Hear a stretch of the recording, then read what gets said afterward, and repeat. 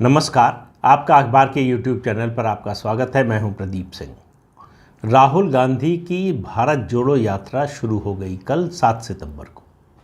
अब आप पूछ सकते हैं कि मैं ये क्यों कह रहा हूं कि राहुल गांधी की भारत जोड़ो यात्रा, कांग्रेस की भारत जोड़ो यात्रा क्यों नहीं?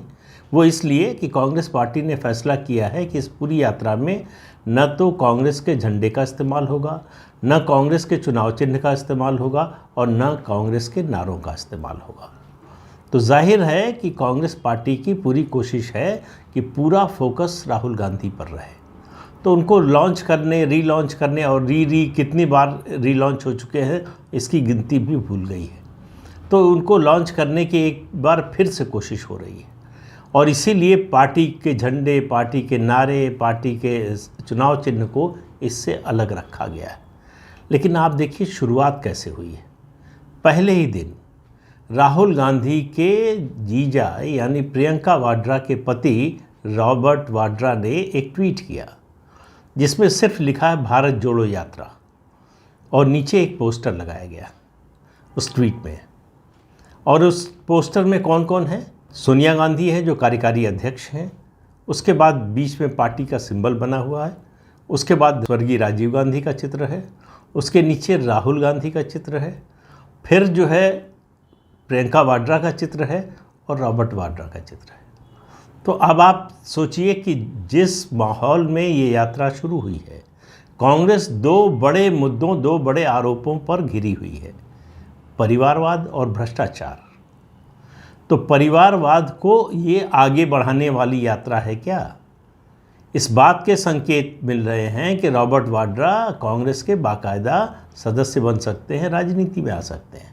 आएंगे नहीं आएंगे पता नहीं, लेकिन भारत जोड़ो यात्रा के अवसर पर इस तरह का ट्वीट जिसके बारे में अभी तक कांग्रेस पार्टी की ओर से कोई सफाई आई नहीं है, तो ये किस बात का संकेत देता है? ये मेरी नज़र में एक ही संकेत है कि परिवारवाद के मुद्दे पर कांग्रेस पार्टी अपने रवैये में सुधार की कोशिश करने की बजाय और ब्रेजन तरीके से उसको आगे बढ़ाने की कोशिश कर रही है। भ्रष्टाचार के मामले पर वो विक्टिम का कार्ड खेलने की कोशिश कर रही है कि एजेंसियां जो है, केंद्रीय सरकारी एजेंसियां पार्टी और पार्टी नेताओं को परेशान करने के लिए उन पार्टी को की जो ग्रोथ है उसको रोकने का काम कर रही हैं, पार्टी को और नेताओं को बदनाम करने का काम कर रही हैं। लेकिन इसका कोई टेकर है नहीं, इस पर कोई विश्वास करने को तैयार नहीं है। लेकिन बात इस यात्रा की हो रही है, तो इस यात्रा में क्या होने वाला है उसके अलावा एक और मुद्दा चल रहा है, साथ साथ इसकी तुलना हो रही है पिछली यात्राओं से। तो देखिए, देश में जो यात्राएं हुई हैं, पद यात्राओं की बात कर रहा हूँ। वैसे तो सबसे मशहूर और सबसे प्रभावी यात्रा जो थी वो लाल कृष्ण आडवाणी की रथ यात्रा थी, जो सोमनाथ से चली थी अयोध्या जाने के लिए, जिसको बिहार में रोक दिया गया था। उसके अलावा भी लाल कृष्ण आडवाणी ने दो और यात्राएं की हैं, लेकिन वो रथ पर थी, पद यात्रा नहीं थी। पद यात्रा आज़ादी के बाद सिर्फ दो लोगों ने की है, एक विनोबा भावे। तो विनोबा भावे कोई राजनेता नहीं थे, किसी पार्टी के नेता नहीं थे, सामाजिक कार्यकर्ता थे, समाज सेवी थे। तो उनकी पदयात्रा को छोड़ दें, हालांकि वो भी कन्याकुमारी से दिल्ली तक आए थे और उनको 8 साल लगे थे। तो उन्होंने भूदान आंदोलन के हिस्से के रूप में ये पदयात्रा की थी।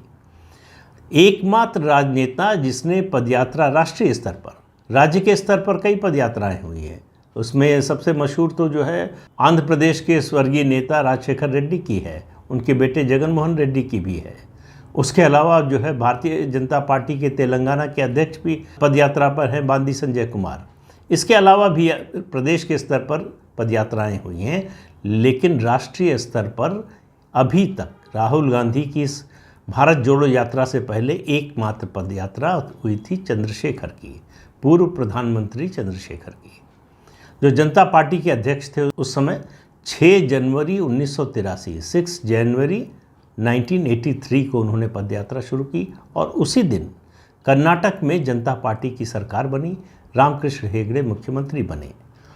तो जब उनकी पदयात्रा कन्याकुमारी से चली चंद्रशेखर की, तो केरल में पहुंच, तो केरल में स्वागत करने के लिए रामकृष्ण हेगड़े अपने मंत्रिमंडल के साथियों के साथ आए। तो चंद्रशेखर की जो यात्रा थी, वो यात्रा एक बड़े राजनीतिक परिवर्तन में बदल सकती थी, लेकिन देखिए परिस्थितियाँ, समय जो आपके वश में नहीं होता वो किस तरह से परिस्थितियों को मोड़ देता है। पूरे देश में चंद्रशेखर की उस पदयात्रा को बड़ा समर्थन मिला। केरल जैसे राज्य में, केरल में सीपीएम ने अपनी पार्टी के कैडर को, अपने नेताओं को ये निर्देश दे रखा था कि चंद्रशेखर जी जहाँ भी जाएं उनका स्वागत होना चाहिए, उनकी पदयात्रा और पदयात्रियों को पूरा सहयोग मिलना चाहिए, जिस भी सहायता की ज़रूरत हो मिलनी चाहिए। और जनता पार्टी का जनाधार था उस समय केरल में, समाजवादियों का जनाधार था। ऐसा नहीं है कि केरल में जनता पार्टी का कुछ था नहीं। तो और जब जैसे जैसे यात्रा बढ़ने लगी, लोग जुड़ने लगे, लोगों का हुजूम जुड़ने लगा यात्रा के साथ। और जून में पहुँचे जब चंद्रशेखर, उसके बाद ही अब देखिए पहली चीज़ तो ये हुई कि जिस दिन यात्रा दिल्ली पहुँची उसी दिन जो है राकेश शर्मा अंतरिक्ष में पहुँचे और सारे जहाँ से अच्छा हिंदुस्तान हमारा जो उन्होंने बोला, तो अगले दिन के अखबारों की सुर्खियाँ वही खबर बनी जब इंदिरा गांधी ने उनसे बात की थी। और चंद्रशेखर की पदयात्रा जो है वो नीचे चली गई। तो बात इतने तक नहीं रही। उसके बाद जो है ऑपरेशन ब्लू स्टार हो गया। फिर 31 अक्टूबर 1984 को इंदिरा गांधी की हत्या हो गई। तो चंद्रशेखर की यात्रा का पॉलिटिकल माइलेज उनको जो मिल सकता था, उनकी पार्टी को मिल सकता था, वो सब पृष्ठभूमि में चला गया। लेकिन उसकी वजह से पूरे देश में चंद्रशेखर की एक विशेष छवि बनी, एक जनाधार बना उनका, लोगों के मन में उनके प्रति सम्मान बढ़ा। और जब यात्रा उन्होंने शुरू की थी तो सिर्फ 56 साल के थे। 50 साल की उम्र में वो जनता पार्टी के राष्ट्रीय अध्यक्ष बन चुके थे। और वो जिम्मेदारी से भागे नहीं। ऐसा नहीं हुआ कि 80 में जनता पार्टी हार गई तो वो पद छोड़कर भाग जाए। वो जिम्मेदारी से भागने वाले नेताओं में नहीं थे। तो चंद्रशेखर को आज़ाद भारत का पहला पदयात्री कहा जाता है, जो राजनेता के रूप में कोई पदयात्रा के लिए निकला, देश को देखने जानने के लिए, लोगों से संपर्क के लिए। अब ये राहुल गांधी की पदयात्रा हो रही है। तो चंद्रशेखर की पदयात्रा लगभग 6 महीने चली थी, राहुल गांधी की पदयात्रा लगभग 5 महीने चलेगी। चंद्रशेखर पदयात्रा के दौरान जहाँ भी रात्रि विश्राम होता था वहाँ ज़्यादातर पेड़ के नीचे या स्कूल की किसी बिल्डिंग में, इस तरह की जगहों पर रुकते थे। राहुल गांधी और उनके जो पदयात्री हैं, सहयात्री हैं, वो विशेष रूप से कंटेनर बने हुए हैं, 5 स्टार कंटेनर बने हुए हैं, जिसमें हर तरह की सुख सुविधा मौजूद है, उसमें विश्राम करेंगे। तो ठीक है, समय बदल गया है, ज़माना बदल गया है, टेक्नोलॉजी बदल गई है, तो इसकी कोई आलोचना की बात के लिए नहीं कह रहा हूँ, मैं ये बता रहा हूँ कि कैसे होगा। अब सवाल ये है कि चंद्रशेखर की पदयात्रा का तो मकसद था लोगों से संपर्क करना, जानना, समझना, लोगों तक पहुँचना। राहुल गांधी की पदयात्रा का मकसद है अपने को नेता के रूप में फिर से स्थापित करने की कोशिश करना। और इसी दौरान जब ये पदयात्रा चल रही होगी और अगर हुआ तो कांग्रेस के राष्ट्रीय अध्यक्ष का चुनाव भी होगा। अक्टूबर में होना है, 17 अक्टूबर को नतीजा आना है, 17 या 19 अक्टूबर को। तो इसी दौरान तो अब आप देखिए कि किस तरह का परिवर्तन होगा। चंद्रशेखर की यात्रा शुरू हुई थी जिस दिन, उसी दिन कर्नाटक में सरकार बनी थी उनकी पार्टी की। और राहुल गांधी की पदयात्रा शुरू हुई है तो उसी दिन उनके जीजा जी ने कांग्रेस में आने का संकेत दिया है। दोनों का फ़र्क देखिए। अब ये पदयात्रा जो है राहुल गांधी की, ये भारत जोड़ो यात्रा, भारत जोड़ो यात्रा में जैसे उसकी सरकारों ने किया उसी तरह से इस यात्रा में भी है। नॉर्थ ईस्ट को पूरी तरह से छोड़ दिया गया। जिन लोगों ने भी प्लानिंग की, अब ये भारत जोड़ो यात्रा राहुल गांधी की 20 दिन केरल में रहेगी, जहाँ से राहुल गांधी सांसद हैं। केरल में लोकसभा की 20 सीटें हैं। अब इसका राजनीतिक तर्क समझिए किस तरह से प्लानिंग हुई है। 20 सीटें हैं केरल में लोकसभा की और 80 सीटें हैं उत्तर प्रदेश में लोकसभा की। तो राहुल गांधी की ये यात्रा 20 दिन केरल में रहेगी और सिर्फ 2 दिन उत्तर प्रदेश में रहेगी। क्यों? क्योंकि वहाँ भीड़ जुटने की उम्मीद नहीं थी, लोगों के जुड़ने की उम्मीद नहीं थी। नहीं है, बल्कि नहीं थी क्या, मतलब जो प्लान कर रहे थे उनके लिए थी, नहीं है। तो इसलिए यात्रा को उन राज्यों से, 12 राज्यों से गुजरेगी, 150 दिन चलेगी, 3,500 किलोमीटर चलेंगे ये लोग। और ये 12 राज्य जो चुने गए हैं उनमें ऐसे राज्यों को चुना गया है जहां भीड़ आ सकती हो, जहां कांग्रेस का संगठन बचा हुआ है।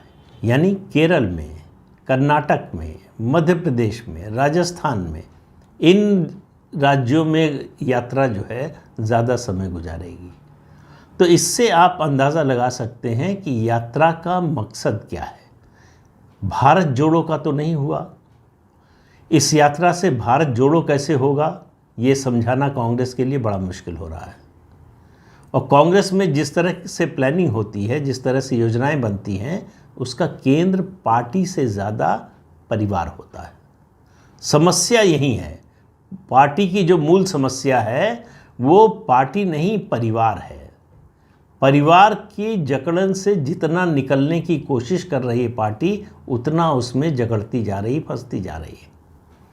तो परिवार से निकलने का तो सवाल ही नहीं। जिस तरह से ये भारत जोड़ो यात्रा प्लान की गई है, उसमें राहुल गांधी की लीडरशिप को इस्टेब्लिश करने की कोशिश हो रही है। तो देश में तो इस्टेब्लिश हो नहीं पाएगी, पार्टी में हो पाएगी क्या? क्या पार्टी के अंदर राहुल गांधी की स्वीकार्यता इस यात्रा के बाद बढ़ जाएगी? इस सवाल का जवाब इस बात में छिपा है कि आने वाले 1-1.5 साल में, 1.25 साल में कह लीजिए, लोकसभा चुनाव से पहले तक जितने विधानसभा चुनाव होने वाले, नॉर्थ ईस्ट के 2-3 राज्यों में होंगे। अभी इसी साल दिसंबर में गुजरात और हिमाचल प्रदेश में होना है, फिर कर्नाटक में होना है, तेलंगाना में होना है, राजस्थान, मध्य प्रदेश, छत्तीसगढ़, इन राज्यों में होना है, त्रिपुरा में होना है।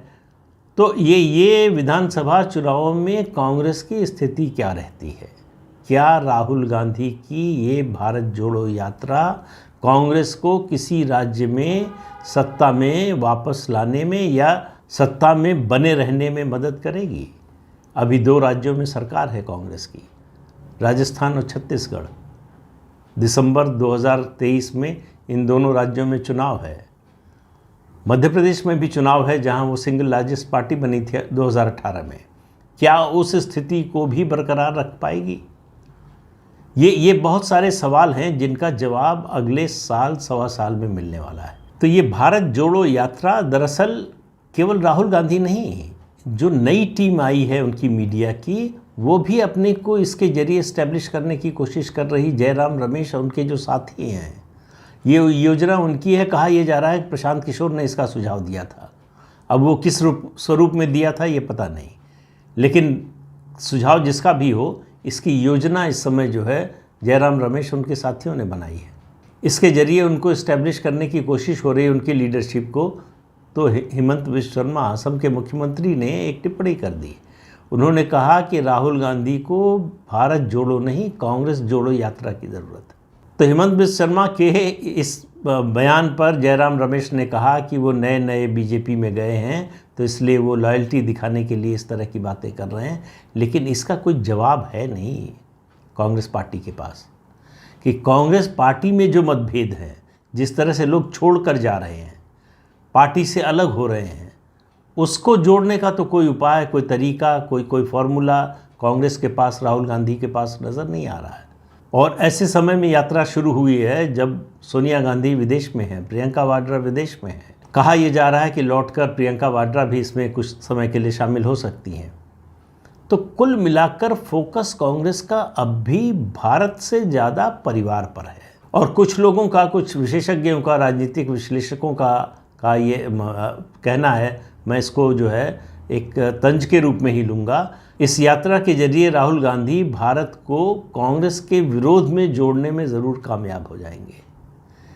क्योंकि रामलीला मैदान से जहाँ से शुरुआत हुई 4 सितंबर को जो रैली थी महंगाई के विरोध में, वो आटे को लीटर के रूप में बताने और सुरजेवाला ने उसमें और कमाल कर दिया, अंडे को किलो के भाव बताने का काम कर दिया। तो ये सब मजाक ज़्यादा हो रहा है।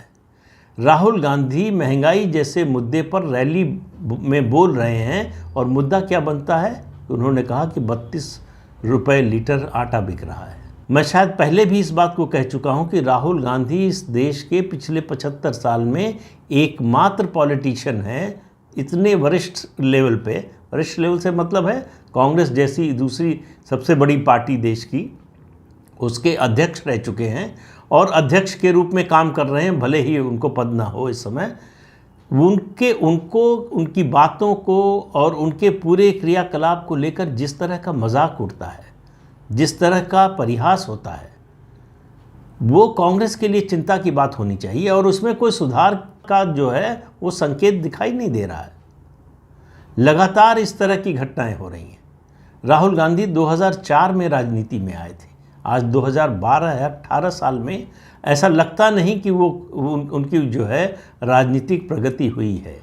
ये भारत जोड़ो यात्रा अगर उनको बेहतर राजनेता बना सके, उनको 24/7 का राजनेता बना सके, अगर उनको कांग्रेस के लोगों को समझने में कामयाबी दिला सके, उनको इसमें सफलता मिल सके, तो मुझे लगता है कि इस यात्रा को कामयाब माना जाना चाहिए। क्योंकि भारत से जुड़ने का नारा देना तो आसान है, जुड़ने के लिए जो साख, जो विश्वसनीयता होनी चाहिए, वो न तो इस समय राहुल गांधी में है न कांग्रेस में। इसलिए ये भारत जोड़ो यात्रा 5 महीने बाद यानी 150 दिन बाद ये तय करेगी कि राहुल गांधी का राजनीतिक भविष्य क्या होगा और उस पर मुहर लगेगी अगले 1.25 साल में होने वाले विधानसभा चुनावों से। तो आज के अंक में इतना ही, अगले अंक में फिर मिलेंगे किसी नए मुद्दे के साथ। तब तक के लिए इजाज़त दीजिए। आपसे अनुरोध है कि ये चैनल देखिए, शेयर कीजिए, लाइक कीजिए और सब्सक्राइब ज़रूर कीजिए। नमस्कार।